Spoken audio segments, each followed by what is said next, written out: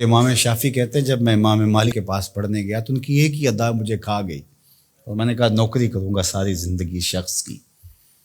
محدث جب روایت کرتے ہیں تو سند کو جب صحابی تک لے جاتے ہیں اور پھر صحابی کہتے ہیں کالا رسول اللہ صلی اللہ علیہ وسلم کہ حضور علیہ السلام نے فرمایا، اللہ اکبر۔ تو امام مالک جب حضور علیہ السلام کی حدیث بیان کرتے تو حضور کے روضے کی طرف اشارہ کر کے کہتے اس قبر منور کے مکین کا یہ فرمان، اس بقائے نور کے باسی نے یہ کہا ہے۔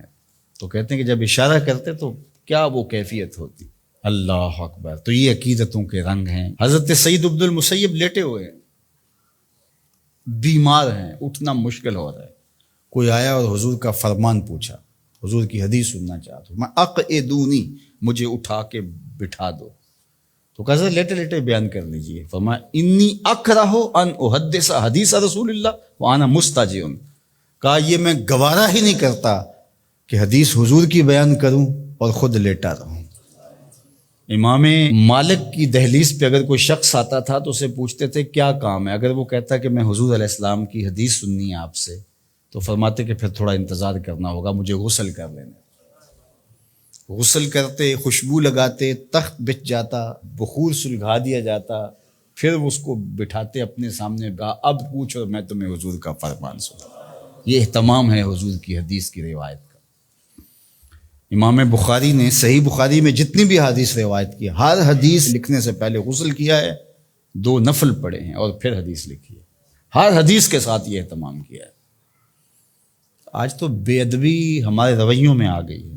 وہ ایک زمانہ تھا کہ ایک شاعر حضور کے روضہ انور پہ گیا تو پرانی مسجد نبوی کی تصویریں آج کل تو دستیاب ہیں، آپ اس کو دیکھ سکتے ہیں۔ 2 کھجوریں تھیں گنبد خضرا کے ساتھ، تو اس شاعر نے 2 کھجوروں کو حضور کے روضہ انور کے سامنے کھڑے ہوئے دیکھا تو اس نے اپنے انداز سے نظم کیا کہ کب ہیں درخت گنبد شہ والا کے سامنے، مجنوں کھڑے ہیں خیمہ لیلا کے سامنے۔ لوگوں نے کہا کمال کر دیا، کیسا تخیل پیش کیا۔ تو اگرچہ استعارتاً استعمال کیا کہ جس طرح لیلا کے خیمے کے آگے مجنوں کھڑے ہوتے ہیں، یہاں حضور کے روضے کے سامنے یہ 2 کھجور کے درخت کھڑے۔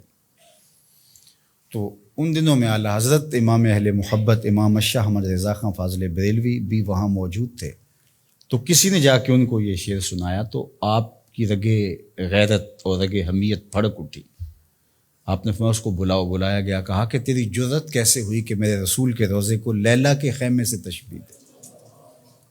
میں نے کہا حضور میری تو توجہ ادھر نہیں گئی، میں نے تو استعارتاً بات کر دی۔ تو کہا کہ تمہارا پہلا مصرع تو ٹھیک ہے لیکن دوسرے میں اصلاح دیتا ہوں۔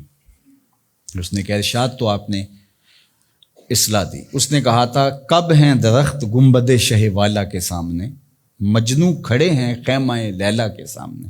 تو آپ نے کہا اس کو یوں پڑھو کب ہیں درخت گنبد شہ والا کے سامنے، اور اس نے دوسرا مصرع کہا مجنوں کھڑے ہیں خیمہ لیلا کے سامنے۔ تو اعلیٰ حضرت نے فرمایا اس کو یوں پڑھو قدسی کھڑے ہیں عرش معلیٰ کے سامنے، قدسی کھڑے ہیں عرش معلیٰ کے سامنے۔